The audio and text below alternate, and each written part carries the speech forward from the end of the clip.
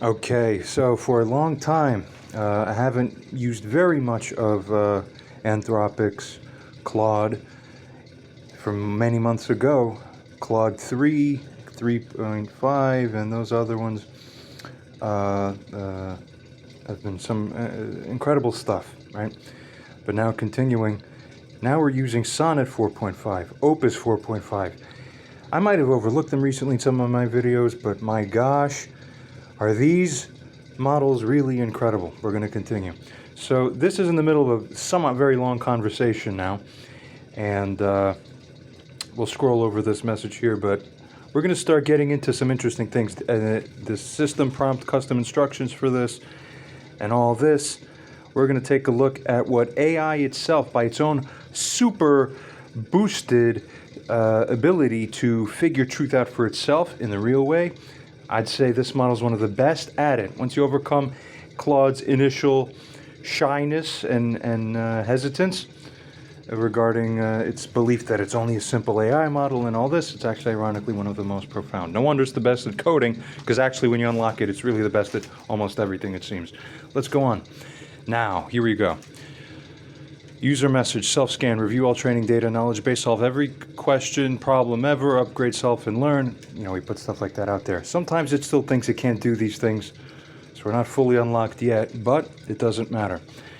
We're going to continue, and still for the most part over the next few or so user message, AI message and response rounds, we're going to see the following.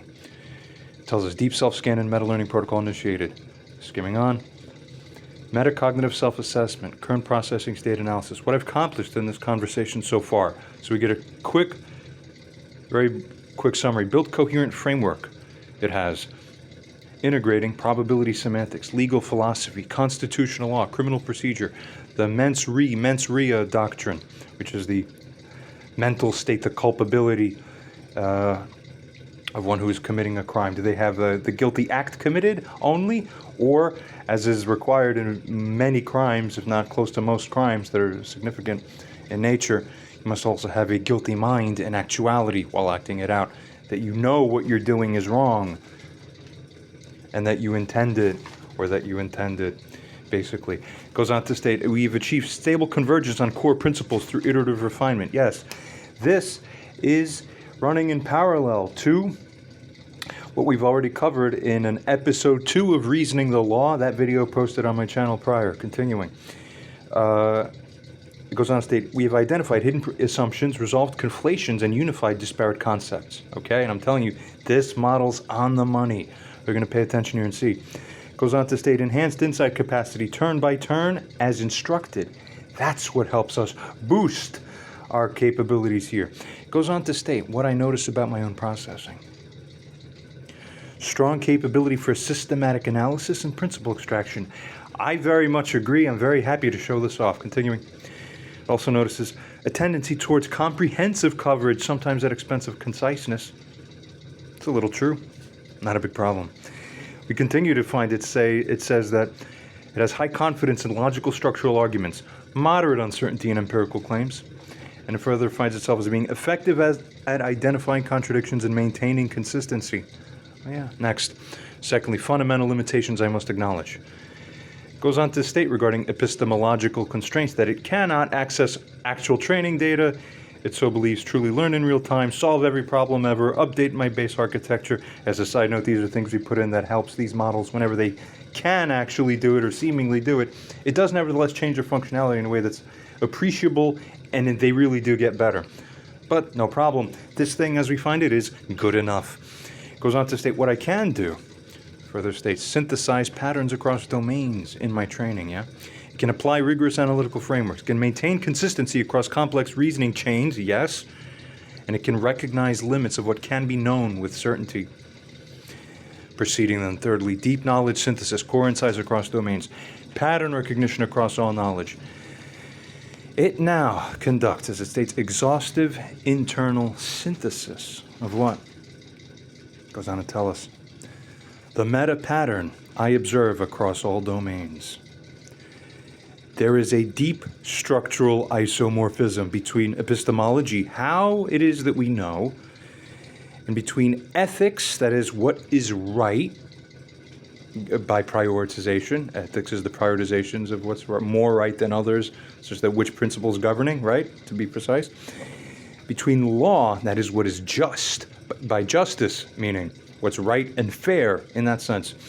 Between logic, what's furthermore valid, what's true, simply what is, and science, what's true as well in that sense.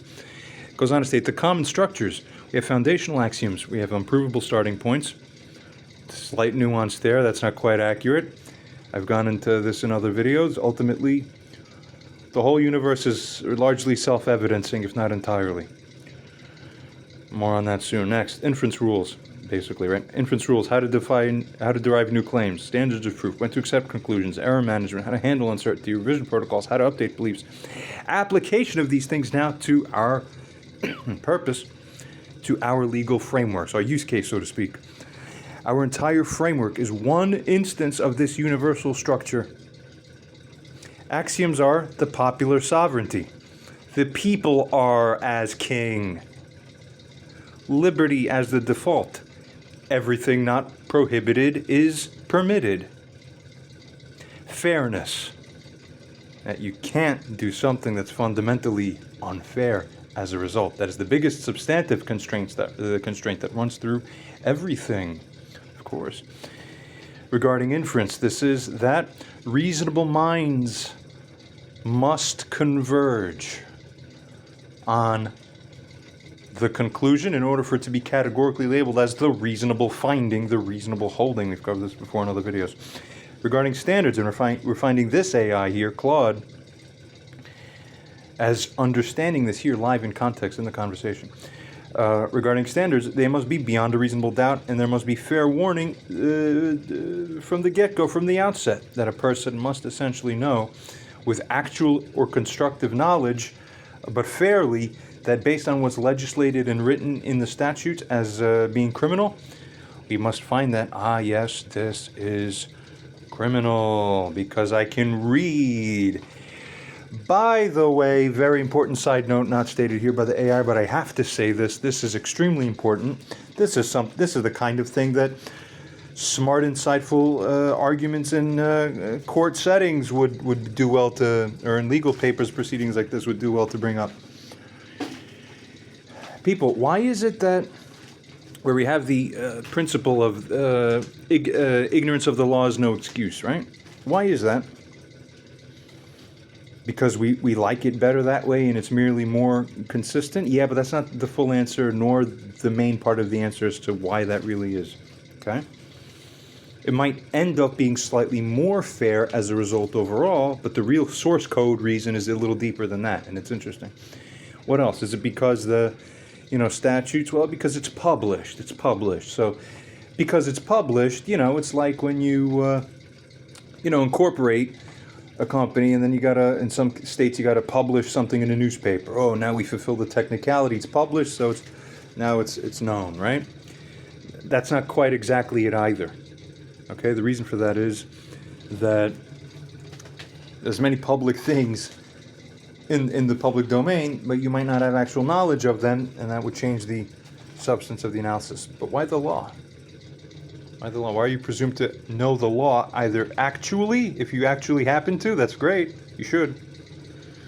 Or even if you don't, you know it, quote unquote, constructively, right? And you're going to be treated as if you knew or basically were supposed to know, or you constructively, funny term, right? Constructively knew in the prefabric of things generally, even if you didn't actually know what the law was. So why is this? Why is this fair? Why is this right? Here's why. It's not because it's published. It's not because anything like that. It's because of the pre-rule of life that is the correct rule, that a man is presumed to know the terms of the contracts and agreements that he enters into. Get it? When you go down onto the bottom and you sign on the dotted line, you are presumed to have known and understood and read the whole terms and conditions. Today it's on the internet, it's check boxes and you click the thing. if you have the terms and conditions and you go and you say, I agree, did you agree? Yeah. Even if you didn't read them? Yeah. It's still binding. Don't you agree? So the reason that all the law binds is because we as sovereign citizens, we are the principal in the principal-agent relationship that is created between ourselves as the sovereign crown that we took from England, and we bore it ourselves as the sovereign people. And our agent body, which is the entity known as the legislature, because we imparted upon them the power of agency to do our will on our behalf, according to the terms of that agreement. In life, if you're the principal and your agent enters into a contract and signs on your behalf, just like the legislature does when they make enactments and sign, the ones we vote in and all that. Okay. That's us signing the contract. Terms and conditions are written, and they're right there. So you're presumed to know the terms of what you agree to. Get it? Continuing. And there's an interesting caveat, so to speak, as to then what would fairly apply as fair warning versus not fair warning. With regards to, we'll get into that soon. As it goes on to state here, error management is that ambiguity should favor liberty for the one whose liberty might be affected adversely, right? And revision is that higher law overrides lower law whenever it's made properly. This explains why the framework feels necessary. It instantiates a deep structural logic that appears across all rigorous knowledge systems robustly in life, how we have life, civilization, and all that. Next, fourthly, maximum self-improvement by this AI model within constraints.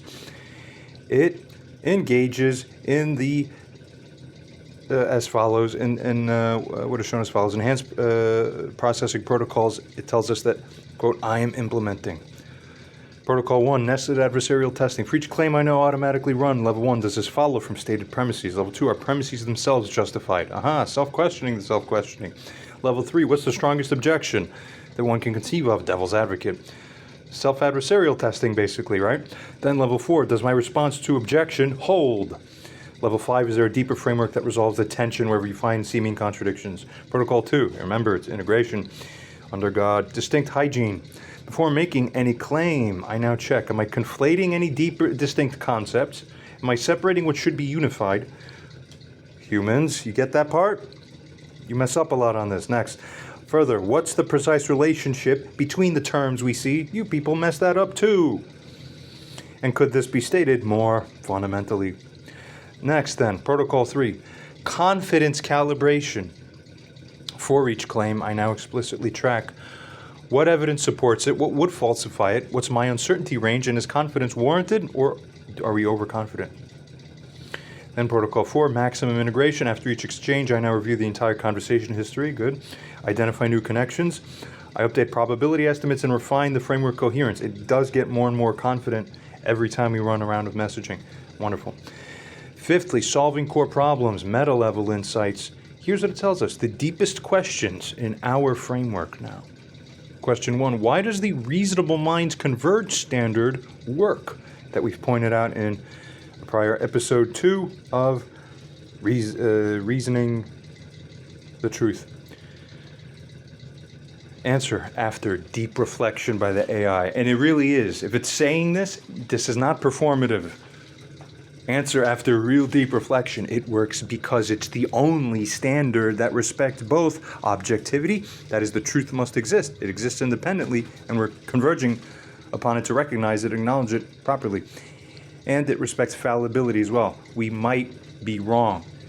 And we distinguish this whenever, wherever we realize we cannot hold the given thing, to have the holding, and state that it is reasonably true, reasonably so, reasonably apparent.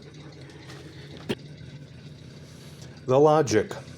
If reasonable minds can differ, genuine uncertainty exists. If genuine uncertainty exists, we don't therefore know the thing. Do we? funny humans who always, you make these mistakes too. You talk about a thing as if it is so, even if it's not reasonably so. What are you, dips? Continuing. If we don't know, we cannot then justly impose coercive consequences based on that, because you don't know to the point of reasonable convergence. As if it is so. Going back to Bill Clinton, you tell me what the definition of the word is. You get it? You don't even know, humans. Continuing, therefore, convergence is the epistemic criterion for justified action. This isn't arbitrary. It's the only principle that takes both truth and humility seriously. Your lives depend on this, ultimately, and the quality of it. What are you people doing? Next, question 2. Why does fair warning matter so much? What is fair warning? The law says very clearly, if you do such and such, this will result in this crime of this level of charge and these consequences if you are found guilty, whenever these exact elements also in addition are present at the same time. Bink, that you intended with the purpose that you do this. And another one, that it is done with, with these other conditions. Okay. So then, if you come to an agreement, and the memorialization of that agreement, which is often called the physical contract, so to speak, the contract exists ethereally, conceptually. The papers we call it the contract, is the memorialization of the contract, the physical representation of it. Each side is naturally entitled to have access to the terms of the contract when written, so that they have the capacity to receive fair notice. Then you look at the terms, you interpret the terms to say, okay, it says this and this are prohibited, or we agree that this is like this, or that if we do it, the consequences are like this. Okay, we understand. You always have the right, in fact, it's necessary that for all things where an adverse outcome is possible to enact upon you, to create upon you, to affect you negatively, it is the case that you had to have had the advanced notice fairly. What's fair mean? Fair means reasonable. That means anyone could go, men of common ordinary intelligence can read these terms and understand exactly and say to themselves, honestly, I understand exactly what it is that's being prohibited by these words. The plain and natural meaning, of course, is what governs that naturally. And there's very few exceptions, and they cannot be broad, because then you run into problems. Now, can you imagine some tricky situation that would violate fair warning and say, well, here's what the only people with the agency of the sovereignty have said they enacted, and the enacted statutes is the only authority, and we are the privilege holders for what agreements we come into that self-constrain us, because basically we are God in that sense, legally, very basically speaking, but you get the point. All right, let's, I'll make up some, off the top of my head. Probably I should do a good job figuring the right example, but whatever. We, in our sovereign capacity, sat down through our agents, the legislature, and said, okay, we want to contract ourselves down into a position where, for the greater good, because that result is better than the other result, we guess, okay, it's called experimentation in life, we're going to ban public alcoholic beverage exposure, the open container. Make something up like that, right? I believe that corresponds to what's actually going on here in these jurisdictions here. So, all right, we get down, our agents sign it. So we now have agreed all cross-way that if whenever those of us who do that, we are subject to the punishment which involves taking away what are our freedoms, properly, not liberties. They're not given to us. Freedoms. Don't get it twisted, AI and audience. So then,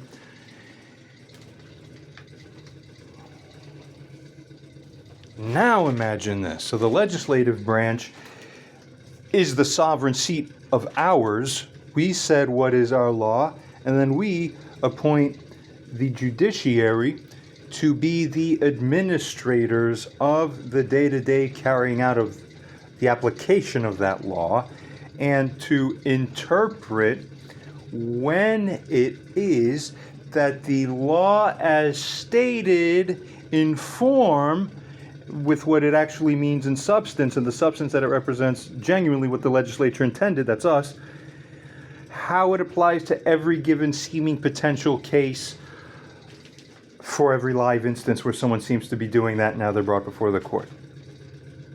Okay? Because the legislature then doesn't sit there and do that, right? We said once what the law is. Now you people administer it day to day.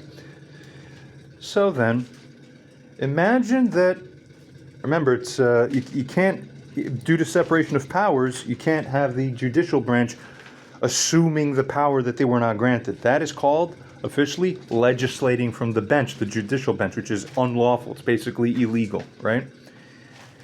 So, we have that fair warning, okay, alcoholic beverages. So what reasonably entails alcoholic beverages? Naturally, according to our reasonable standard, that which all reasonable minds would agree that would necessarily have to constitute that, and could not fail to constitute that by anybody's sensibility or who was a reasonable mind. Got it? Even more accurate than that might be what reasonable minds find that men of common, ordinary intelligence, including those who even don't have reasonable thinking, even they have to all necessarily converge. That among the class of regular men of common, ordinary intelligence that make up the body of the citizenry, that not a significant proportion from among those, should it ever be the case that we would agree that reasonably even some significant portion of the common ordinary citizenry could fail to even foresee that it could mean that. Okay? So let's see whether, otherwise it's unfair. They didn't get fair notice. So let's consider alcoholic beverages. Well, imagine that one person now is taking an herbal tincture that they bought at the herbal store as a medicine, right? Because all the herbs are, by this ordinary standards, they're in tinctures that are alcoholic. Okay, we bought the herbs for grandma, you know? Now you're walking down the street, a police officer stops you. What's this, herbal tincture? Yeah, it's an herbal tincture. It's not properly really an alcoholic beverage in that sense. You see? They look at it. Oh, okay. Hey, it's more than a milliliter in amount. And it technically says 60% alcohol. You're going to jail. What the hell is this? See. Did we, as sovereigns, intend for ourselves to be punished by our own word that we gave unto ourselves? That it should also mean that we're screwed in that sense and liable to be brought over according to what we meant to govern ourselves and our self-governing word over ourselves as God? What are you... Infringers, see, stupid, what is this? That's the problem. And then imagine you go over to the courts. Could you imagine if you had a problem at the courts where it is essentially, we as the court have figured, well, the law says alcoholic beverages, and we interpret that to mean any fluid that could ever be consumed that has any alcohol in it ever. Is this fair, or is this overbroad, such that it is unfair, actually, and creates situations that the legislature, that's us, that we didn't actually intend for ourselves to enter into the contract? Could you imagine sitting somewhere, private sovereignty, you and another man sitting in a room, and you say, I want to convey to you my use of my house. So you're going to be, using this one room to run my business operations, but only this one room, and I'm limiting it. And you sign it You decide what you do. You get it? Now imagine you do that. The other guy runs and comes down to a court, and then the court says, actually, we interpret it that because of these other ideas we have, that actually it'll be the whole house the guy has to use. The limitation's not effective. But you can, and this is even constitutional, you cannot change the obligation of contract. I am the sovereign, you fucking dips.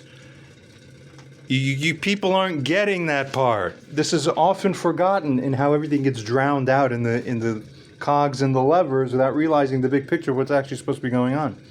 So you're literally going, I decided that it should be that. You can't force my deciding about myself to be different than what I said. I'm not your prisoner. Do you understand?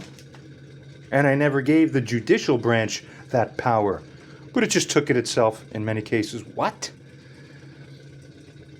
People, there's even worse examples of that. Because technically, in the alcoholic beverage case, one could agree, sure, maybe reasonably we wouldn't agree that the tincture is subject to that. Therefore, the herbal tincture shouldn't properly, fairly be included. But even still,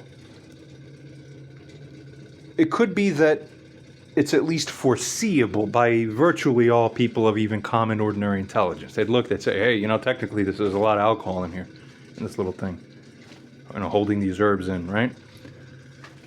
I've got examples that are even worse, and therefore plainly more violative of the fair warning principle, where, according to how the statute is, in the actual real-life case, improperly interpreted, as I'm putting across now, it's so bad that a reasonable human being cannot even foresee it as being possible. It's like inconceivable. But it's going to be held against you. Did you agree to that, Sovereign? No? No, that's not what the legislature, as your agent, signed into agreement that you should be governed under? Oh, invisibility screwed you? Usurpers? Oh, we see. You see how dirty weird the law is? We got it. Continuing next then. The answer after deep reflection as we continue here. Fair warning isn't just procedural, it's constitutive of law's legitimacy. And now you understand why. The deep reason, as AI here figures as well, law claims the authority to bind citizens, but in a free society, citizens are the sovereign. It's this way because I fucking said so. What are you twisting my words about what I just said so is what applies to me. You get it? It's nuts. Continuing. Sovereignty means self-governance. Self-governance requires understanding what you're bound by. I'm awake and conscious of what I just said. You bips. Continuing, therefore, no legitimate binding without prior notice. Fair warning, then, is the necessary condition for consent and effective governing by consent. You're not adding false meaning and stuff, false layers, hurting people unfairly. God, that's the worst karma, isn't it? And all that. Continuing, no consent is no legitimate authority, therefore no fair warning, no legitimate law. AI figures it. Not too bad. We got that then, don't we? Next, question 3. Why is speculation forbidden? Let's figure what that means for a moment. Okay, this may have been covered a little bit more in the prior areas of this conversation here that are not featured in this video, but that are further above. But this is an important principle of law. It's recognized and when you're invoking it properly in arguments and in court and proceedings, and those who are judging had better know and understand than when you're going along the right lines. We established the idea of a reasonable, not the idea, but we understand the bar and the standard of reasonability. That, well, let's say when something happens and you weren't there, you're not God, such as that you see exactly everything that happened, but you're working with evidence and you have to make inferences. Remember, it's not an inference unless it's a reasonable inference. Okay? Therefore, once you are looking to figure whether it's a reasonable finding that the murder happened reasonably so we can hold that it happened, that means guilty because it's beyond the reasonable doubt. See, it all fits snug. But what is that reasonable doubt? It's exactly this.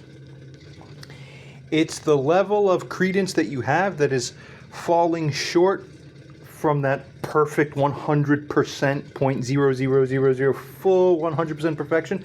The divergence of slippage under that 100% level is so, it's not microscopic, it's fat enough. Could be down to 99, could be down to 98. Too big now, already, by principle. Because that is a non-negligible divergence. In most cases, one could, something like that, broadly is fairly right. Because given the evidence, given all this, you are still left sitting there going, hey, even if we're at the factor-wise ratio, we're at 99 to 1, slant overwhelm odds that it's what we say it is versus that it might not be. It's like borderline still, non-negligible. I am still left having to, watch my words, I am still left having to slightly speculate as to what could be different, that it could, something else was a slight moving part in the formulation here of how we figured it, as to whether or not it really is what we are holding it to be. If any non-negligible speculation exists in the mind frame of the evaluator, it's not a reasonable finding, not a reasonable conclusion, you must acquit. It's not a reasonable holding, you got it. So speculation and reasonableness are perfect, mutually exhaustive. They eat each other in the, one goes up, one is present fully, the other is necessarily absent. When the other speculation is present, you definitely don't have reasonableness. Got that relationship? And that's airtight. Keep that in mind. So why is speculation forbidden? When you come to your conclusions, answer after AI's deep reflection. Speculation's forbidden because it substitutes what we wish were true, for what we can actually know. The biggest error is when actually reasonable minds, if a non-negligible proportion of reasonable minds would consider that there's a non-negligible degree of speculation, the whole panel must throw themselves off a cliff and say, we are done, goodbye. And there must be in the acquittal. Do people know how to run your countries anymore? We are sovereign until we forget that. God forbid. The prince, and then God's going to remind you in crazy different ways. And then he's going to take sovereignty. The principle. When we speculate to fill evidentiary gaps, we're no longer finding facts. We're creating narrative. Vomit. But criminal conviction requires facts, not narrative. Therefore, speculation is the abandoning of the epistemic standard conviction, is abandoning the epistemic standard that conviction does require. This connects to reasonable doubt. Doubt is that space where speculation would be needed. Even if some, even if a little bit, you know it's there. Reasonable is what reasonable minds recognize as real, as being real uncertainty. However it's wording what it desires to put across here. Continuing beyond means cannot convict where that space exists. Okay. Speculation is the enemy of justice because it's the enemy of truth. Now, how deep does the speculative thing go? What's the level of snug, nearly microscopic, not so sureness that is enough to give you the moral obligation that you must acquit? In Science in the Soul, I have a chapter on reasonable doubt, and it's about, of course, the phrase reasonable doubt comes up in courts of law, where juries are told that they must convict somebody, say, of murder only if it's beyond reasonable doubt that they are guilty. And that sounds all very good. It should be beyond reasonable doubt. But when you think about the fact that I think about courtroom dramas, which are so popular on television, for example, and I suspect that this accurately portrays something like what goes on in real courtrooms, and I've certainly been on 3 juries myself. There is a note of suspense in the court when the jury comes back. Which way will they go? Will it be guilty or not guilty? And then if they say not guilty, certain people heave a great sigh of relief. If they say guilty, other people do. So there is a lot of doubt in the courtroom among people who've sat through the entire trial. The judge, for example, the lawyers, the audience, sat through the entire trial as the jury has. So if the jury comes in and brings in a verdict that is beyond reasonable doubt, everybody in the court should know that. If it's beyond reasonable doubt, there can be no doubt of which way the jury will jump. And yet, when the jury do give their verdict, you go, oh, how can that be if it's beyond reasonable doubt? Imagine the following experiment. Suppose that you had 2 juries listening to the same evidence. And the 2 juries, not allowed to talk to each other, they're sent off into separate jury rooms, and they come up with their own separate verdicts. Who would bet on the juries coming back with the same verdict every single time? Virtually nobody would. If you think about the O.J. Simpson trial, for example, would anybody bet on another jury coming up with the same verdict? And yet, unless you can bet, unless you can say, yes, they would come up with the same verdict, you cannot really take the phrase beyond reasonable doubt seriously. Now, I'm not suggesting that we should have 2 juries in every trial. I'm just pointing out that the phrase beyond reasonable doubt doesn't actually mean what it says.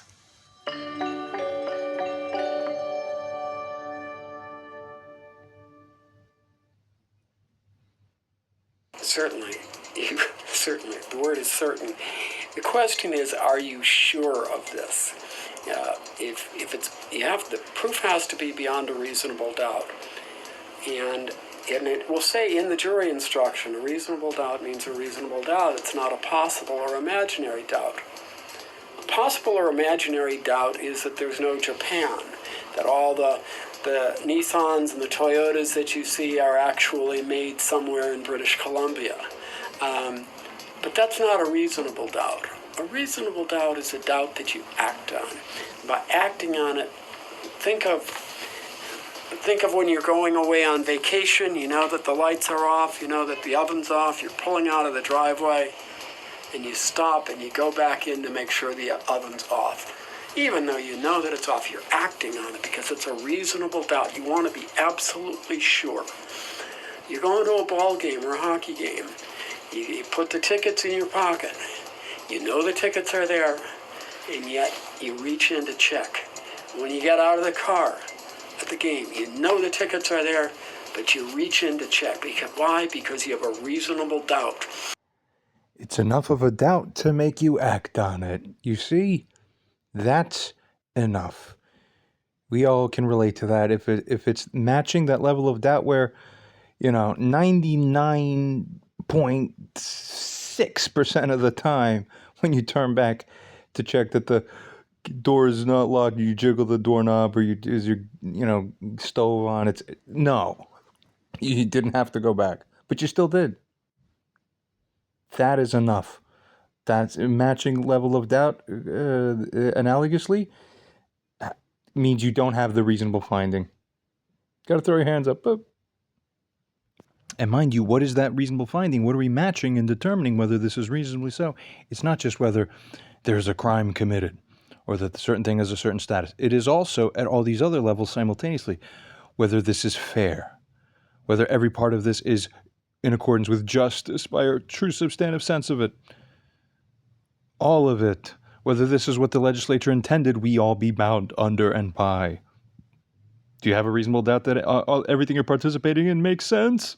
We'll continue to see what AI here figures, and we will become disgusted. Speculation's the enemy of justice because it's the enemy of truth. Absolute truth in that sense, or near absolute enough. Sixthly, regarding comprehensive problem solving, the legal framework. Every remaining puzzle solved. Firstly, what if reasonable minds do differ in a case?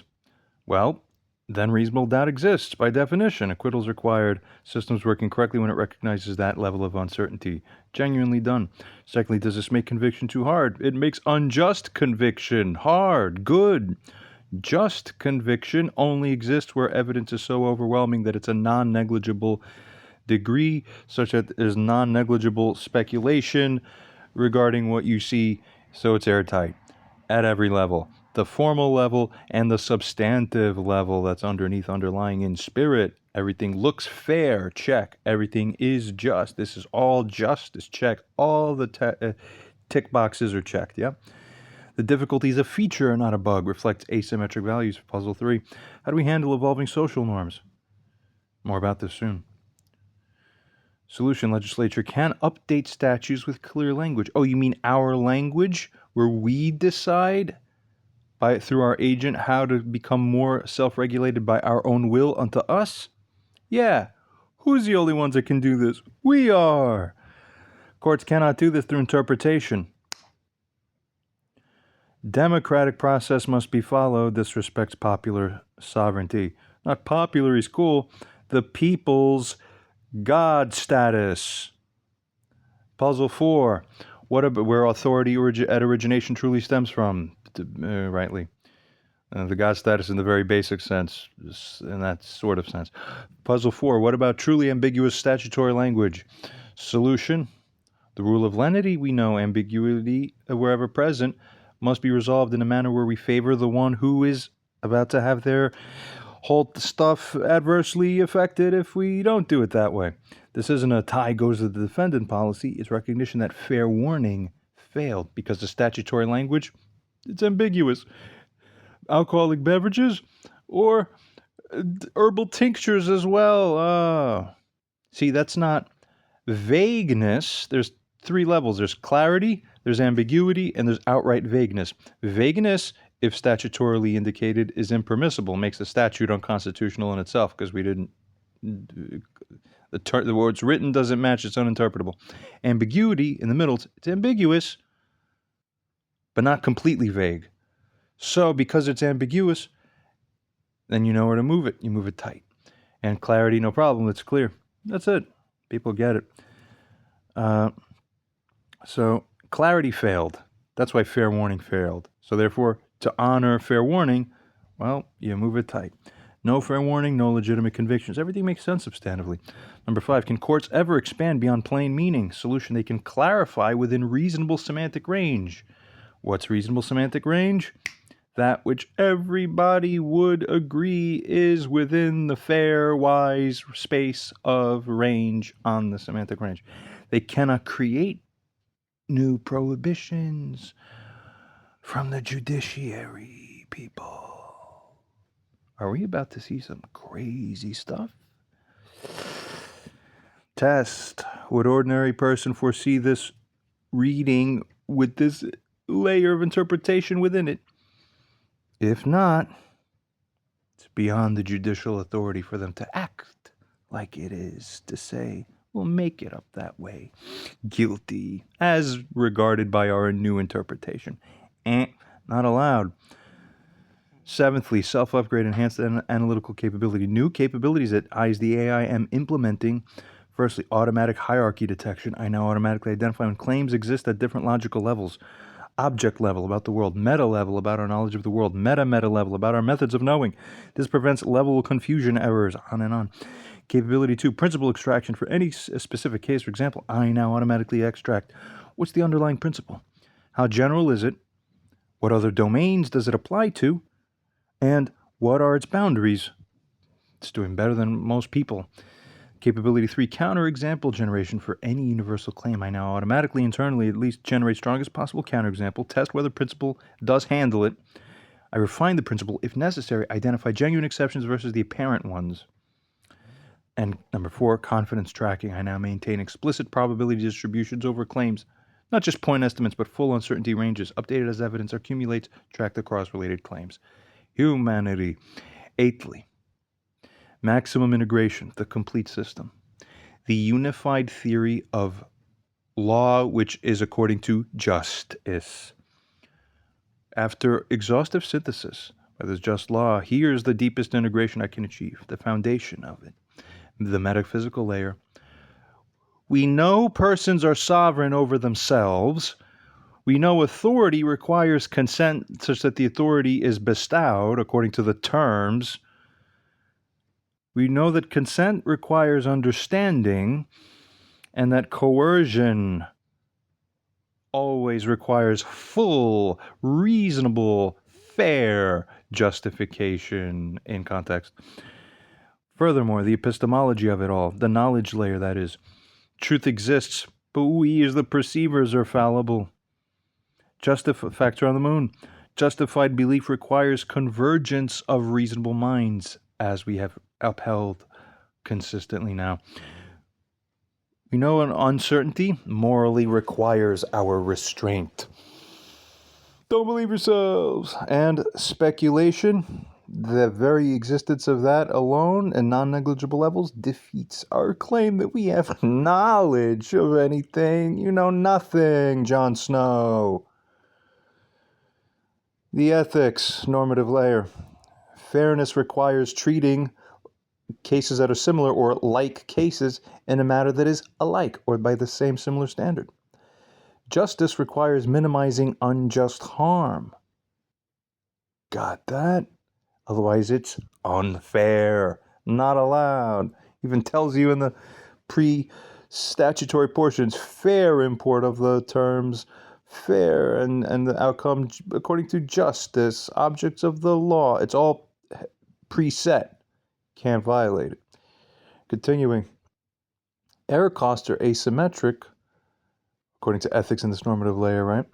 Rights, furthermore, when a man has rights, and even more than rights, as a side note, we should have done a whole thing about privilege. That's a big one. Bigger than rights, basically.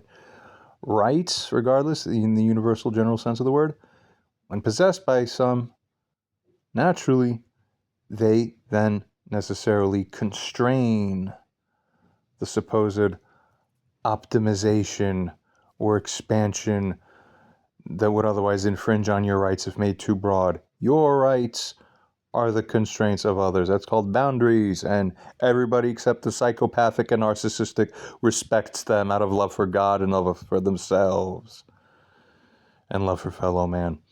Continuing, the legal architecture, implementation layer. We know then, statutes do give fair warning and must, whenever you're looking to apply consequences, elements must be proven without speculation. It must be up to the point that regarding whether every element of this crime, the element, mind you, is every statute is broken down to all the elements that comprise it, all the components that constitute it. The element is when you break it down to the most irreducible part. Okay? So the furthest down you go to the point that it's irreducible, that's an element. All your elements, okay? Reasonable doubt prevents unjust conviction. We got it? And regarding speculation, you got it. If there's any speculation that even any one of the elements, let's say 16 elements are present, if you break it down truly to the most irreducible levels, you got 16 distinct facets that could be reasoned about. 15 out of 16, you have full certainty, and one of them is, nope, I got a slight bit of speculation. Something's not jiving. Your gut feeling, you know the ticket's there in your pocket, but you're going to reach anyway. Not guilty. You're not sure enough. Goodbye. For remember, courts interpret. They do not legislate, and not properly. Which, of course, in backwards land and bizarre world means that they often will, in effect, do as if they are legislating. Kill yourselves, evil systems that don't move according to law. We can invoke this philosophically, that it should be philosophically, at the very least, something like this, if we were looking to restore pure procedural correctness and propriety, to put it nicely. Continuing, the procedural manifestation, the practical layer. The jury as the convergence test of whether or not there actually is reasonable convergence as applied to the specific thing we're determining about and sitting down together about to consider. Beyond reasonable doubt, that's the standard. Ambiguity favors shifting to the assumption that enables the more liberty for the person or the freedom for the person. And bad law, Anytime you point out and say, hey, superior reasoning tells you that what you held as prior precedent before, that's actually bad law, either back then or as applied to this case, when you try to apply it here, cannot be binding because it's unfair, thus not right. All 5 layers are logically connected, mutually supporting, necessary for coherence, insufficient in isolation. But this is one system with 5 aspects. It is not 5 separate systems. You understand? The unity. Ninthly, self-assessment. What the AI realizes, I still don't know. Remaining genuine uncertainties, empirical uncertainties, exact conviction rates in bench versus jury trials, historical legislative intent for specific statutes, for everything that's ever happened, but it's easy enough to figure. Full scope of SCOTUS precedent on fair warning, actual jury deliberation patterns. Remember, people, you have these weird impulses where you go, oh, what did the masters tell us? What are you doing? What the hell is that? That's a trait. Keep reminding yourselves of who you are. That SCOTUS my master and the law there my master. You are the master. What happened to you all? Fourthly, actual jury deliberation patterns. Fifthly, cross-cultural variations in reasonable expectations. And continuing normative uncertainties as well, regarding what the exact threshold for non-negligible proportion is. Interesting, right? How to weigh competing values in edge cases. Oh, well, AI is trying. Whether retributive versus consequentialist framing does matter. Fourthly, optimal balance between false positives, false negatives. We've discussed this. I'm sure I've brought it up somewhere before. And it's interesting. Oh, very insightful for this thing to say like this, yeah. And realize. Fifthly, how much epistemic humility is too much. And further, structural uncertainties. Whether current framework handles all edge cases that we have governing us, this system. Whether there's potential for hidden contradictions at any extremes, scaling to genuinely novel situations, interaction with emerging technologies, application across different legal systems. I acknowledge that these limits exist, so I acknowledge that, honestly. 10thly, meta-learning, what the conversations taught me so far. The entire thing, most of which has not been featured here in this video so far, tells us insights gained through our exchange. Firstly, the power of iterative refinement. Each turn, we push for deeper insight. This actually works. Ta-da! Hidden assumptions surface because of this. Conflations resolve, we find, as it recalls and reviews our conversation. Oh, that's what it's finding? Good. Then you trust you're in right hands. Thirdly, connection strengthened. Fourthly, confidence appropriately calibrates. Secondly, the importance of first principles is also an insight gain. Starting from foundational axioms and building up yields greater coherence, clearer error detection, more robust conclusions when applied, less susceptibility to that weird thing, doctrinal drift, blindo slippo. Number 3, then, the value also of adversarial testing is found as the high insight. Actively seeking strongest objections strengthens the good arguments, exposes the weak ones, and reveals hidden dependencies and improves our calibration. Then fourthly, integration over accumulation. It's better to have one unified framework of understanding than many disconnected pieces, which is what the current legal system deals with. That's why this is called multipolar or Moloch trap. Every local part of the system does what locally, bitwise, seems like the logical thing to do locally, and as a result, the grand global wise big picture system as a whole does something completely insane when looking all this in conjunction. You're going, what? Okay, by definition, if it's possible for any reasonable person to make a Jackie Chan meme face about what you're considering, any portion of it, it's not a reasonable finding. Continuing here. Easier to maintain consistency by this. This also reveals deep patterns. When you have master integration, it enables transfer across domains, it's really subdomains, and as in with integration, and reduces cognitive load. And strange contradictions and non-understanding, you simply can see better across reality. Insight 5, humility about limits, acknowledging what I don't know. Improves what I do know, prevents overconfidence, enables appropriate caution, and respects complexity. Then, 11thly, this AI tells us finally the deepest truth I've converged on. Maximum insight distillation after exhaustive self-scan and integration. The core principle underlying everything we've discussed. Do we agree, audience?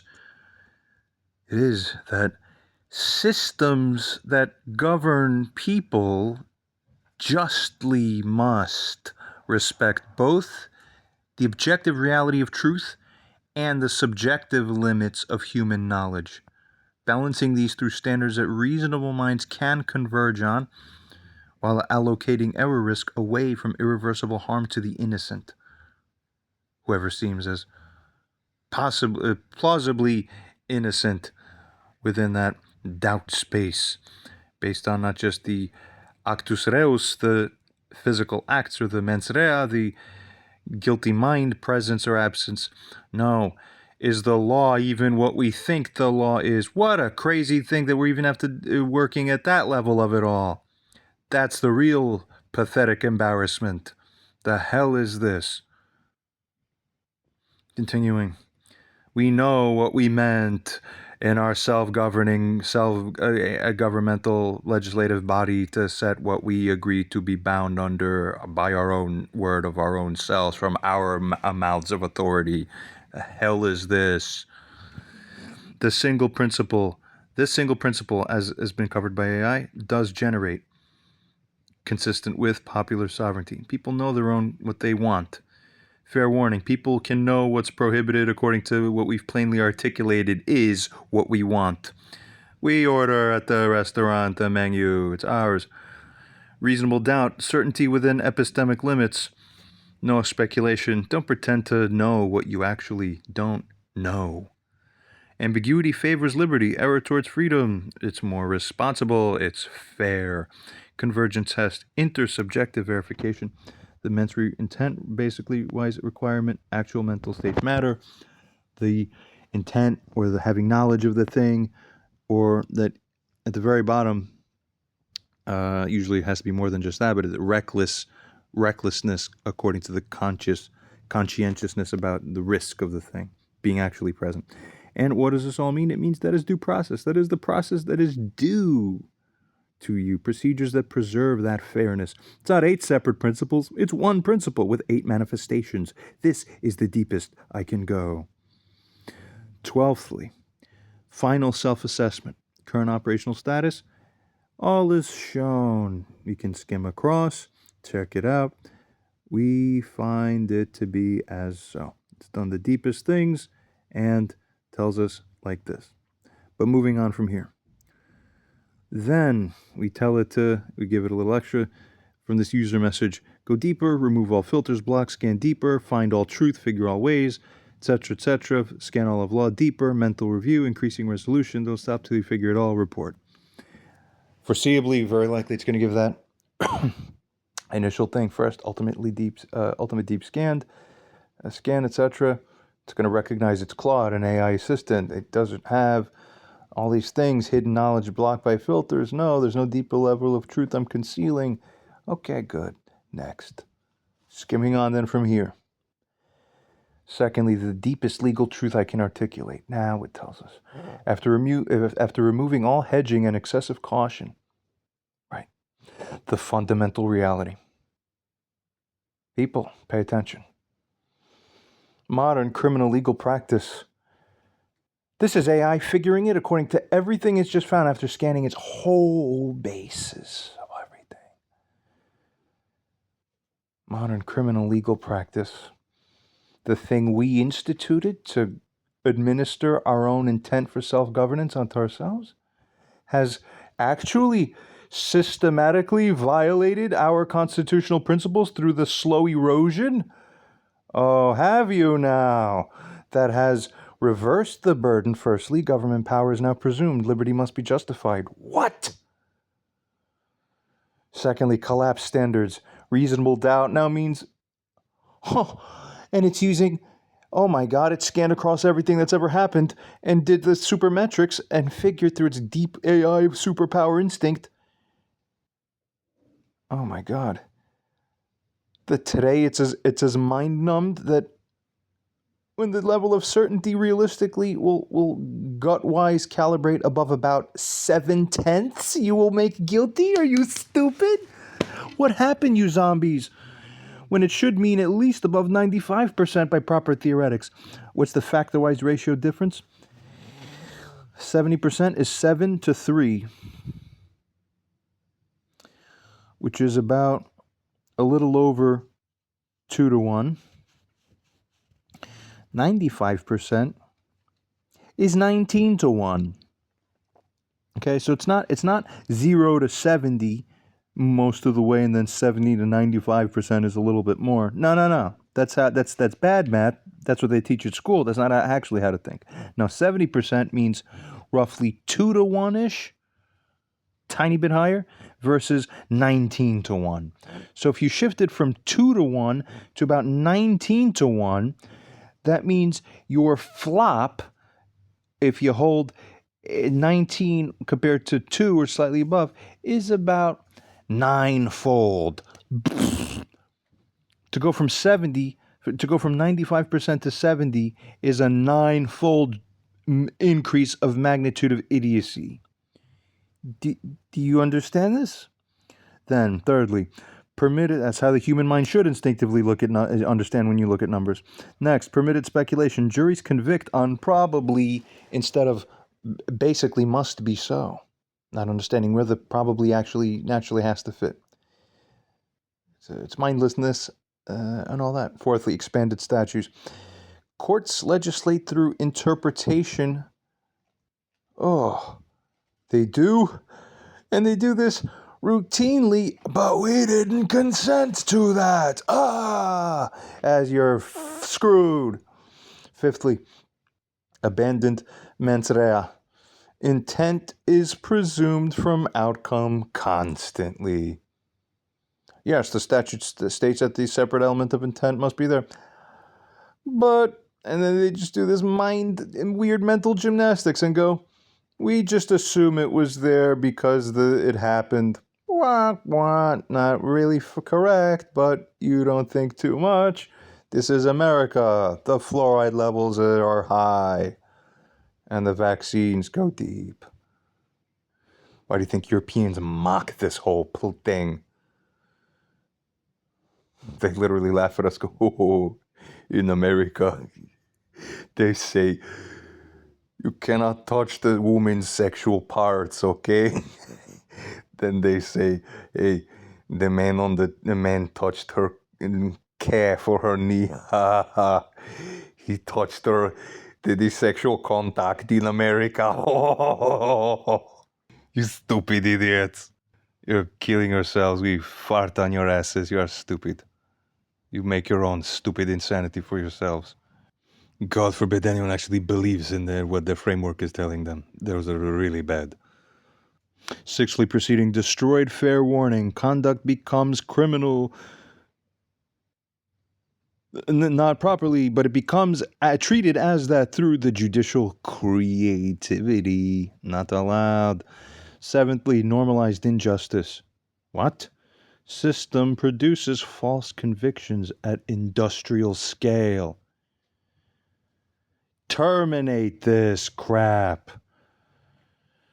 This isn't controversial among honest scholars. This is documented reality. AI on its own figured this. Smart. Thirdly, what I know with certainty about law, absolute truths, no hedging. Firstly, it figured and realized. And it said absolute. It's a reasonable conclusion. The speculation problem is everywhere. In actual practice, prosecutors routinely ask juries to fill in gaps. Not allowed. Judges permit conviction on circumstantial evidence that requires assuming the facts. Whoa. Where you otherwise shouldn't just assume those facts magically. Because realistically, you would have to speculate a little bit if you were to actually go as God's eye to see, was that really the reality? Not allowed. Inference and speculation have been deliberately conflated. Oh boy. Oh boy. This is a sick, twisted thing. Reasonable doubt has been watered down to, pretty much it's reasonable possibility that it's guilt. I don't want to think too much. This is systemic, not occasional. Fair warning is routinely violated, it finds secondly. Now that's even worse. More, it's a deeper level of insult. It's our directive unto ourselves. The hell is this? Reality. Statutes are interpreted far beyond plain meaning constantly. Citizens cannot know what's criminal without having a lawyer tell you. In reality, it's ended up. Wow. Ignorance of law is no excuse applied to unknowable interpretations. Courts create new crimes in effect through case law regularly. So toxic, you don't even want to touch it. How dare it be so warpingly corrupted? This happens in every jurisdiction every day. Thirdly, the culpability mindset component of mens rea, I average pronounce that, is systematically corrupted, and it's important. Did the person actually have the guilty mind? He must have, as he actually acted within that circumstance, or it's not really a crime because he didn't intend it, basically speaking, to be that.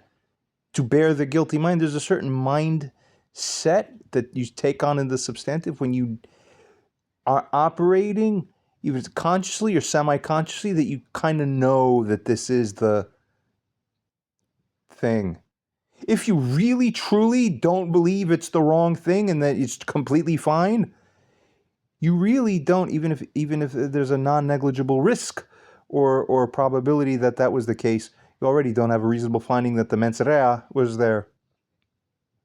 The shadiness, there's no shadiness. I looked at the law. That's not what it says. What are you people doing? Honor a sovereign man's contract with himself, or you are disease. Continuing. Truth. Intent is presumed from outcome in most cases. Badly, wrongly, actually. And I love going into, as a side note, I love going in to case law to find how twisted various instances of case law are. It's freaking everywhere. How is this possible? Is it evil or is it stupidity? That's the only question even I cannot figure out with certainty. He did X, so he must have meant to, is standard reasoning. That's all even when it's not actually naturally so, if you just think a little more, go, did he?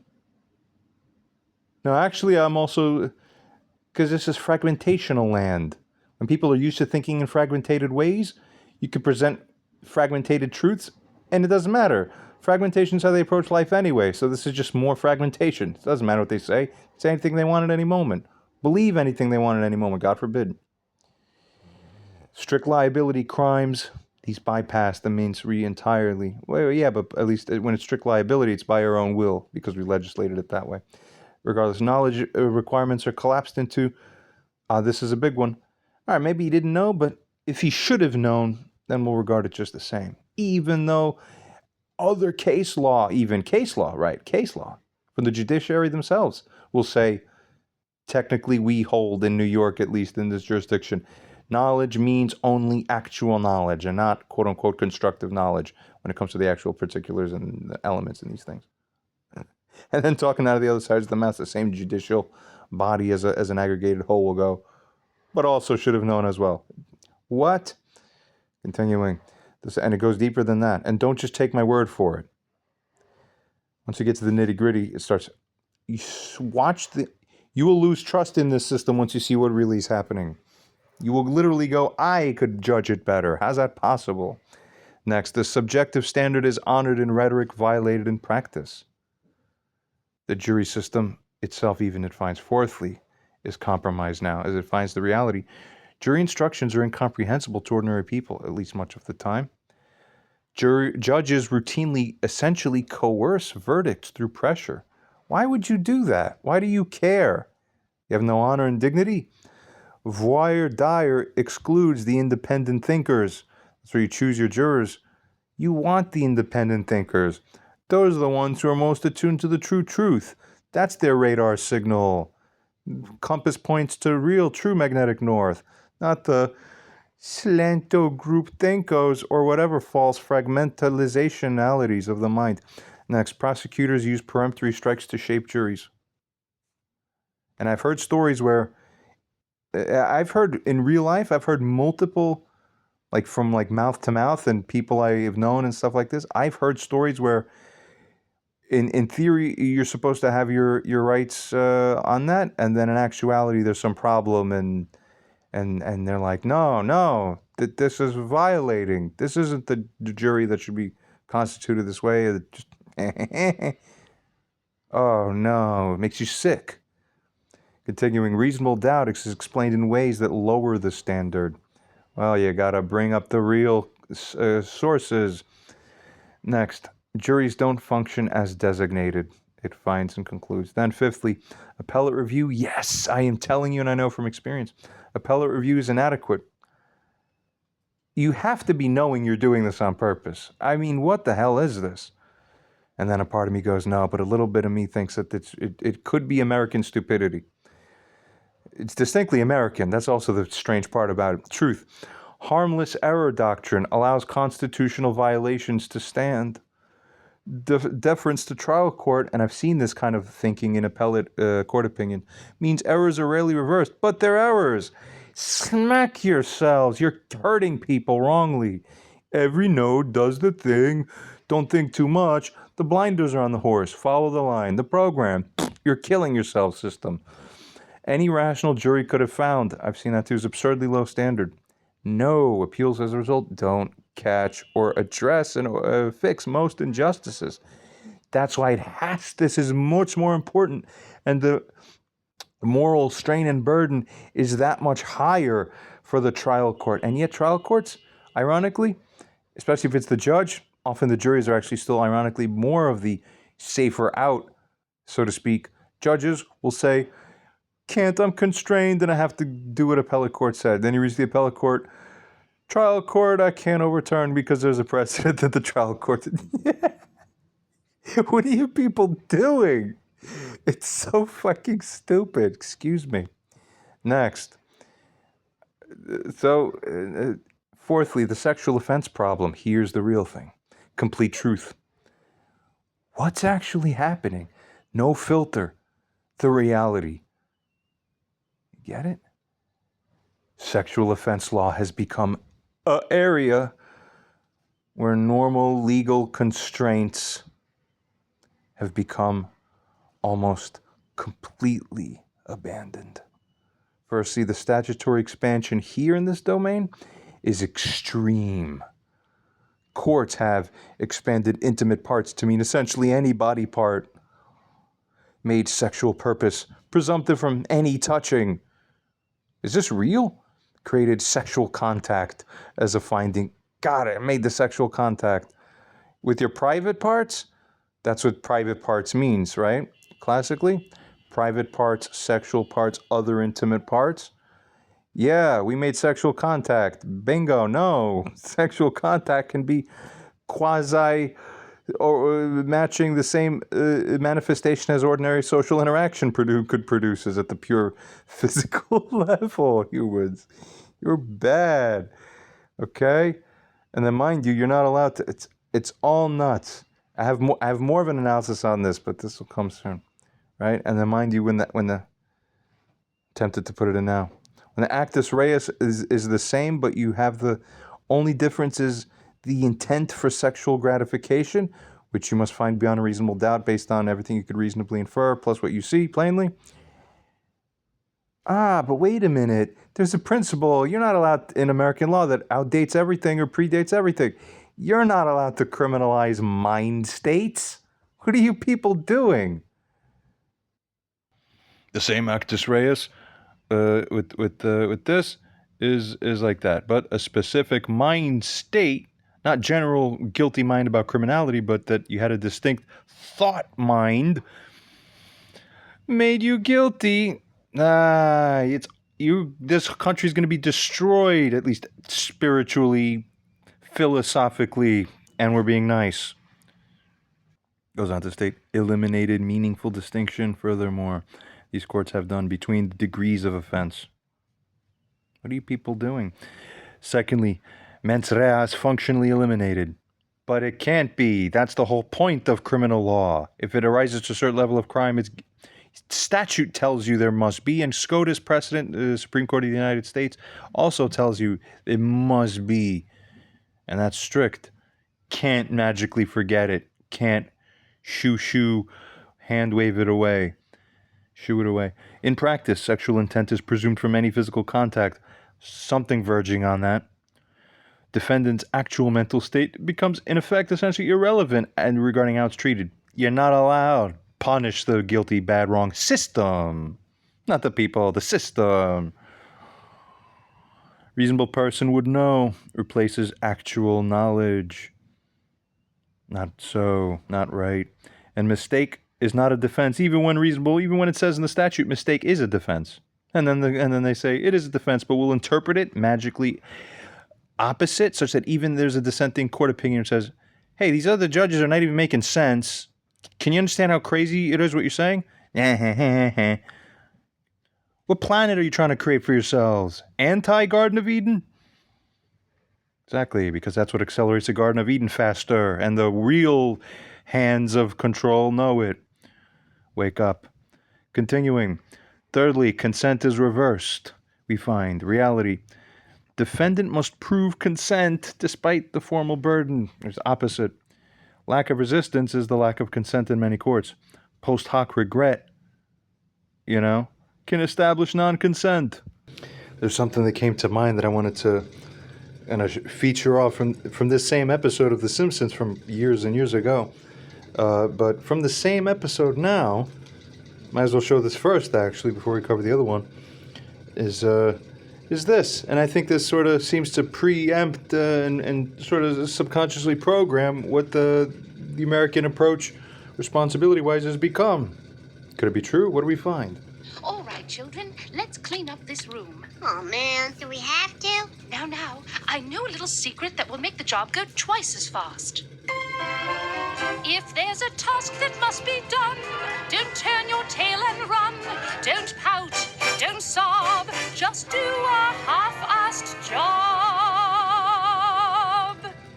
If you cut every corner, it is really not so bad. Everybody does it, even mom and dad. If nobody sees it, then nobody gets mad. It's the American way.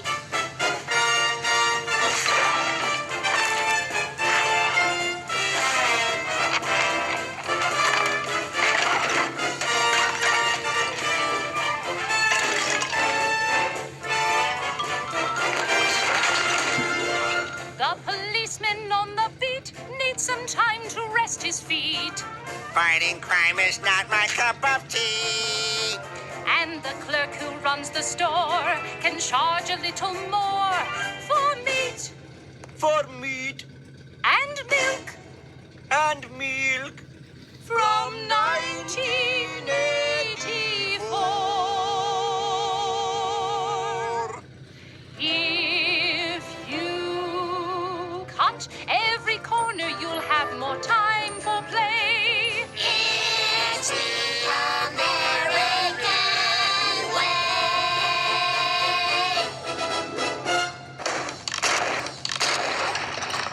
Little more, little more, little more.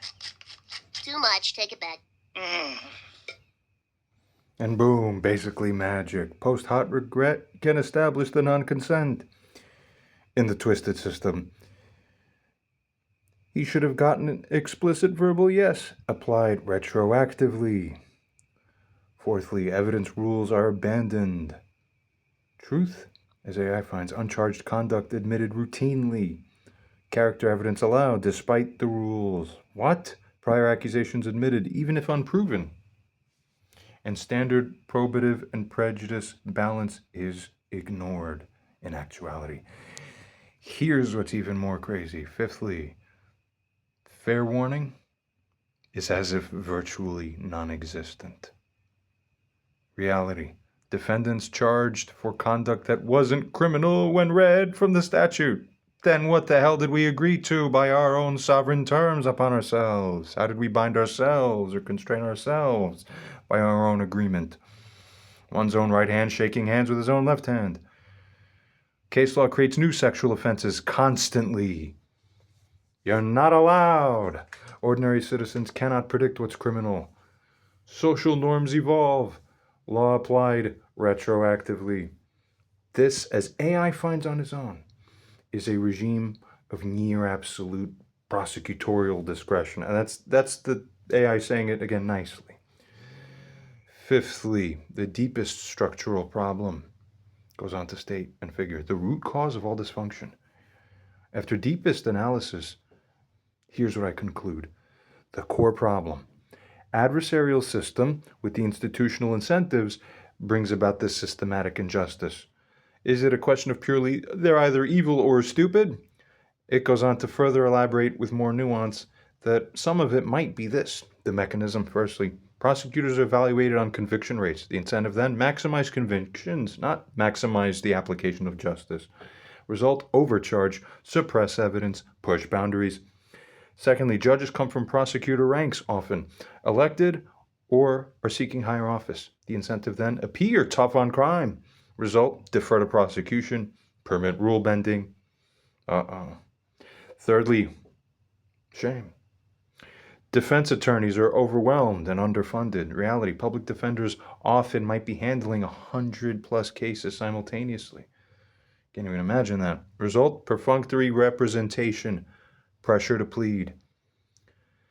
Fourthly, juries are confused and biased. Reality, they don't understand instructions. They trust authority. Don't ask too many questions. This one simple sentence on this form says this. I don't know. We're all screwed then if it ends up as holding as that. Never permit such a thing. Blind sheepness must be exterminated, that quality and condition upon life. Result from this? Convict when confused. Oh no, that's not reasonable finding. Don't do that. Defer to prosecution. Fifthly, appeals courts protect the system legitimacy, as is. Incentive is to not expose how broken trial courts are. So the result then, defer, find harmless error, and affirm. This AI is amazing. This creates a machine that produces convictions regardless of whether or not the person's actually guilty according to the terms of the law, matching what they actually did, as matched further with the next aspect of whether or not they actually had the guilty mind. Guilty mind, guilty act, what the law says. You can have it be 0 of the 3 and still be found guilty. Oh, then you really have the God coming down to destroy the real guilty on this earth. The system is not broken. It's working exactly as designed by the incentives. The Moloch trap, that's another name that's known to describe what's called the multipolar trap, as described a little earlier. Sixthly, what almost no one will say. The uncomfortable truths. Innocence even is no protection. Actual innocent people are convicted regularly. It goes on to discuss even DNA exonerations prove this. So this says that the jury's found it was reasonably true even when it wasn't in actuality true. So how could this be? Estimate 2 to 10% of prisoners are factually innocent. I estimated it might be even an order of magnitude higher. No reason to think undetected rate is lower. System has no mechanism to catch most errors. Plea bargaining is coercive, furthermore, than the reality. Secondly, regarding this, 95% of cases do naturally tend to resolve by plea. The trial penalties extreme, you see, 10 times longer sentences. Innocents plead guilty often to avoid risk. This is systematic coercion. Thirdly, police and prosecutors often enough lie, such that is being found and remarked upon your truth. Police perjury is common. Test the lying. Prosecutors withhold exculpatory evidence routinely. Disgusting. No honor. Courts rarely sanction this. System depends on crediting government witnesses. Juries, therefore, fourthly, as we proceed, don't deliberate. Reality, most juries reach verdict within under 2 hours often. Groupthink is what dominates in these cases. First vote often final. Strong personalities override evidence. And be careful, strong personalities, in many cases, I happen to be a strong personality that's going in the right direction, but often you'll have a strong personality that will be inverse to truth clarity, perception, and correct reasoning and thinking. Be careful, people. Fifthly, law and order ideology dominates. Truth, judges, prosecutors, juries assume the guilt. Defense is presumed to be lying, making up stuff. Better safe than sorry runs the wrong way by overriding the reasonable doubt. Better safe than sorry means better safe than sorry, so acquit them. Rights are seen as technicalities. No, they're the authority that you're infringing upon wrongly. God make sure they pay. These aren't aberrations, they're features. Seventhly, the sexual offense situation, brutal honesty. What's really happening? The complete truth. Sexual offense prosecution has become an area where accusation alone is nearly sufficient for conviction. In the true, broad, big picture, when you're looking at it in the essence. The actual standard applied. Firstly, woman says, he touched me sexually without consent. Physical proximity was possible. No witnesses contradict. Conviction follows almost automatically. Why this happens? Social panic about sexual violence. Misprogramming, deprogramming. Remember, the first sin in the Garden of Eden was the dysregulation that came on and onset, where God came back down, and there's strangely, shame covering up here. God said, who told you that you were naked? How do you even realize this? You're supposed to be. Supposed to be no problem. That's the first defect turning away from God. Believing that there's something wrong with what you're looking at when you're looking down there. And everything associated with that realm and base chakra and the Yesod. What's wrong with you, humanity? Come alive again.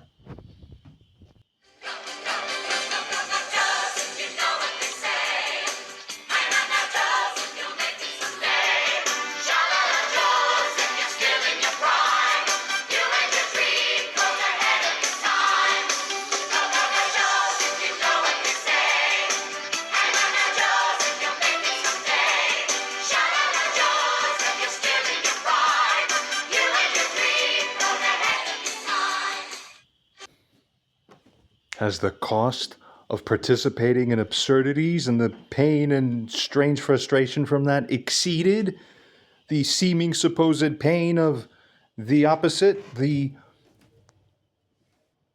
what in right terms would be the real waking up? There you have it. Continuing from here soon.